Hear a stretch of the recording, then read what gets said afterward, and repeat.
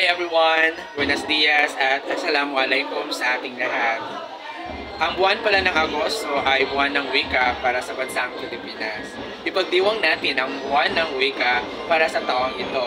Ano man ang iyong lahi, wika, ikaw man ay isang Tugsog, Sama Mangingi, Iyakan, Chabacano, Tagalog, lahat tayo ay Filipino.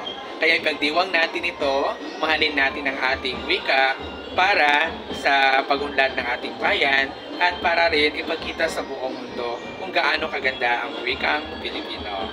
Maraming salamat sa inyong panonood. Tunghayan ninyo ang kasunod na video na nagpapakita ng pagdiriwang ng buwan ng wika dito sa aking paralan.